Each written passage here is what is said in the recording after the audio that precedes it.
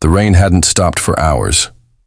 Cold sheets of water fell over the quiet little town, turning streets into glistening rivers. Inside Miller's diner, the sound of rain against the glass mixed with the soft hum of the jukebox. The place was warm, filled with the smell of coffee and pie, a temporary shelter for the lonely and the tired. Jack Carter sat in his usual corner booth, his back straight, eyes alert even when he looked relaxed. Years in the military had made that his default state, calm on the outside, scanning for danger on the inside. His rough hands held a chipped mug of coffee, the steam curling into the air like a small piece of peace. Beside him sat his daughter, Emily, 8 years old, her brown hair tied into 2 messy pigtails. She was drawing with a broken red crayon, humming a tune only she knew. Every few minutes, she looked up to smile at her father, and Jack's heart melted just a bit more each time. To most, he was just another construction worker grabbing dinner after a shift. But behind that worn jacket and tired eyes was a veteran who'd seen too much, a man rebuilding not just his life, but his soul. "Daddy, do you think Santa comes even if you move every year?" Emily asked suddenly. Jack smiled faintly, brushing her cheek. "He'll find you anywhere, kiddo. Trust me on that," she giggled, returning to her coloring book. At the counter, the young waitress was moving fast, trying to keep up with the dinner rush. Her name tag read Lena, a name that suited her gentle face and determined eyes. She looked like she was in her early 20s. But something about her posture, the way she flinched when someone raised their voice, told Jack she'd seen hard times. Jack had noticed her before. Not because she was pretty, though she was, but because she was kind. She gave free pie to old veterans, always made Emily's chocolate milk with a little smiley face in the foam.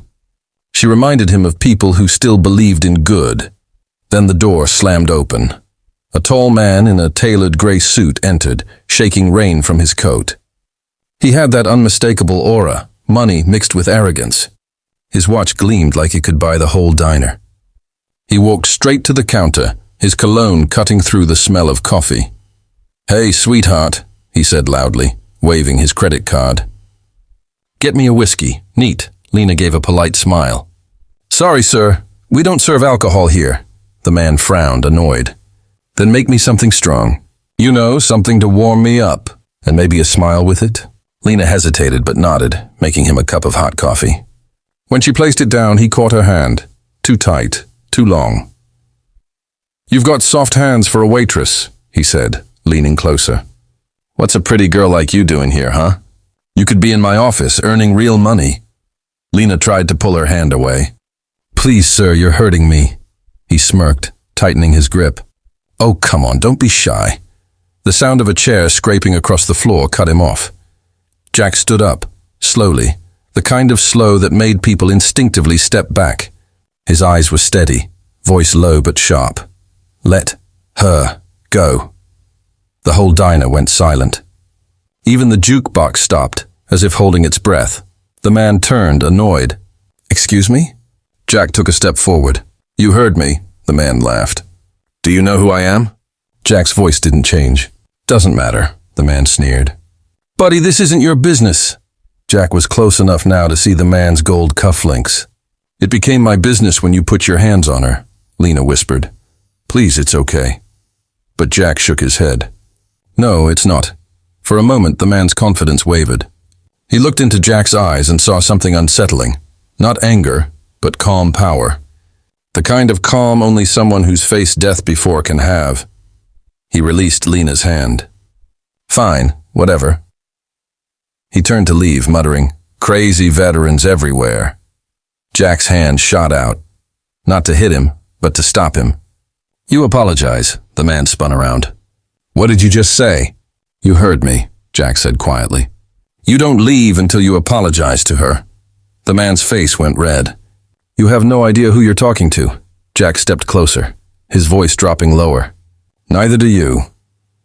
For a tense moment, the man's pride wrestled with fear. Finally, he looked at Lena. "Sorry." The word sounded forced, but it was enough. Jack nodded. "Good, now you can leave." The man stormed out, slamming the door behind him. The diner erupted into quiet whispers. Someone at the counter clapped once, then stopped when Jack looked their way. Lena stood frozen, her hand shaking. You didn't have to do that." Jack relaxed, sitting back down. "Yeah, I did. My daughter's watching," Emily beamed. "Daddy's a hero again." Lena smiled softly, her eyes still wet. "Thank you." "I don't know what would have happened," Jack shrugged. "Just another day." As they prepared to leave, Lena rushed after them, holding a napkin-wrapped slice of pie. "Here on the house. For your little girl." Emily's eyes sparkled. "Thank you, miss." Jack reached into his wallet to tip her, but as he did, a small photo slipped out. Lena bent to pick it up. She froze mid-motion. The photo showed a young woman, smiling, holding a baby that could only be Emily. Lena's face went pale. Where did you get this?" Jack frowned. "That's my wife. She passed away 8 years ago." Lena's lips trembled. "What was her name?" "Rachel." "Rachel Carter." Lena's voice cracked. "Oh my God." She held the photo closer, tears forming in her eyes. That's my mother's twin sister." Jack blinked, not understanding. "What?" Lena took a shaky breath. I think we're family." The rain outside suddenly felt louder, as if the world itself paused to listen. Jack stared at her, at the woman he'd just defended, the stranger who might not be a stranger at all. Emily tugged on his sleeve. "Daddy, what's wrong?" He didn't answer. He just looked at Lena, the photo between them trembling like a fragile bridge between two lives. And for the first time in years, the soldier who thought he'd seen it all was completely speechless. The photo in Lena's trembling hands felt heavier than it looked, like it carried 1,000 untold stories. The diner's soft buzz faded into silence as she stared at the familiar face in the picture. "That's my mother's twin sister," she whispered again, her voice almost breaking. Jack blinked, still processing. "Wait, that can't be. Your mother's name?" "Clara Whitmore," Lena said, her eyes glistening. "But she always talked about her sister, Rachel. They got separated after my grandparents died. She said Rachel left the city, married a soldier, and never came back." Jack's breath caught. "Rachel was my wife. She died when Emily was just a baby." Lena looked down at the little girl, her expression softening. "That means she's my cousin." Emily tilted her head innocently. "You're my cousin? For real?" Lena smiled through her tears. "For real, sweetheart." The moment felt surreal, like two halves of a broken family had accidentally collided in a storm. But before anyone could speak again, the diner's door opened. A tall man in a dark suit stood there, the same man who'd been harassing Lena earlier. Only this time, 2 men in black stood behind him. "Mr. Whitmore requests your presence, Lena," he said sharply. "Now." Lena's body tensed. "Tell him I'm busy." The man's voice hardened. He said now. "And you know what happens if you disobey." Jack's instincts kicked in instantly. He stepped forward, shielding Emily behind him. "You better leave before this gets ugly." The man smirked, clearly not recognizing Jack from before. "And who are you, tough guy?" Jack's tone turned steel. "The guy who already warned you once." Recognition flashed in his eyes. The man took a step back. "You'll regret this." "Maybe," Jack said calmly. "But not today." They left, muttering threats under their breath. When the door shut, Lena turned to Jack. "You shouldn't have done that again." "My father, he's powerful. He doesn't like people standing up to him." Jack frowned. "Your father sent them?" Lena nodded. "He owns Whitmore Enterprises. Billionaire, ruthless, obsessed with control. I've been working undercover at the diner because I wanted to understand what real life feels like, not the fake world he built." Jack shook his head slowly. "And he sent goons to drag you back?" "That's just who he is," she said softly. "He doesn't ask. He commands." Jack sighed, rubbing the back of his neck. "Then maybe it's time someone stands up to him." The next morning, Jack woke to the sound of his phone buzzing. Unknown number. He answered cautiously. "Mr. Carter," said a deep, formal voice. "My name is James, personal assistant to Mr. Whitmore. The CEO would like to meet you and your daughter today." "It's about Miss Lena," Jack hesitated. "And if I say no?" Then we'll assume you're hiding something. Jack glanced at Emily, still asleep beside him. He didn't like the sound of that. Fine, send me the address. 2 hours later, he stood in front of a skyscraper made entirely of glass and steel, Whitmore Tower. Security guards in suits flanked the entrance. Everything screamed power. Inside, polished marble floors reflected chandeliers. Jack felt out of place, a man of grit standing in a world of gold. A woman in a gray dress escorted him to the top floor. When the elevator doors opened, he was met by a panoramic view of the city, and by Lena, now dressed in a sharp business suit. She smiled softly. "I'm glad you came." Jack blinked. "What is this place?" She gestured to the massive office. "Welcome to Whitmore Enterprises, and apparently the reason my father wants to see you." Jack frowned. "Why me?" Before she could answer, a tall, silver-haired man entered the room. His presence was commanding, his expression unreadable. "Mr. Carter," he said, voice deep and measured, "I owe you both thanks and explanations." Jack stayed silent. Mr. Whitmore continued. "I know you. You served under Colonel Pierce, correct? Afghanistan 2012. Jack's eyes narrowed. "How do you know that?" "I make it my business to know the men who protect this country." "You saved a village that year. My company supplied that region with humanitarian aid." Jack said nothing. Whitmore walked closer.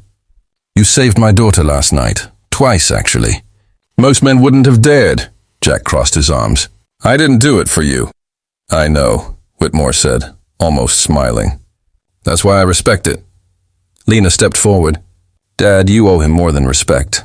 He deserves a chance." Whitmore studied Jack for a moment. "You're not wrong. Tell me, Carter, what do you do now?" "Construction," Jack said simply. "Pays the bills." Whitmore opened a folder on his desk and slid it across. "How would you like to lead my company's new security division?" "6-figure salary. Full benefits. Housing included." Jack blinked. "Why me?" "Because you're not afraid of powerful men," Whitmore said quietly. "And because my daughter trusts you, which means I should too." Jack hesitated. "I don't take charity." Whitmore shook his head. "This isn't charity. It's recognition." Before Jack could respond, Emily ran in, holding Lena's hand. "Daddy, Miss Lena showed me the view." "You can see everything." Whitmore watched the little girl with a strange softness in his eyes. "She's Rachel's child, isn't she?" Jack looked up sharply. "You knew my wife?" Whitmore sighed, walking to the window. "Rachel was my late wife Clara's twin sister. We lost contact years ago. I didn't even know she'd passed away. I tried finding her, but she disappeared after marrying you." Jack's chest tightened. "She didn't want your world, Mr. Whitmore. She wanted peace." Whitmore nodded sadly. "And you gave her that. I owe you for that too." There was a long silence. Then Lena spoke gently. "Dad, maybe this is your chance to fix what's broken. In all of us." Whitmore looked between Jack, Lena, and Emily. His voice softened. "Perhaps you're right." He extended a hand to Jack. "Take the job. Not for me. For your daughter. Let her have the future Rachel wanted." Jack hesitated, then shook his hand. For the first time in years, something inside him eased.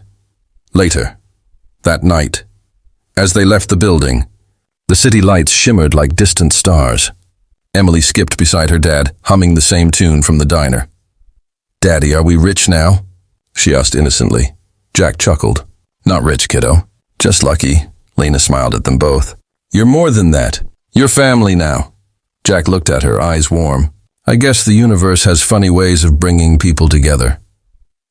"Maybe it just takes courage," Lena said softly. They stood at the edge of the street, a soldier, a billionaire's daughter, and a little girl, 3 lives connected by fate. Jack looked up at the night sky, whispering quietly, "Rachel, we're going to be okay." For the first time since the war, his heart felt light. Because sometimes heroes don't fight battles on fields. They fight them in diners, with kindness, courage, and the will to protect what's right. And that night, under the quiet rain, a single dad who'd lost everything finally found family again.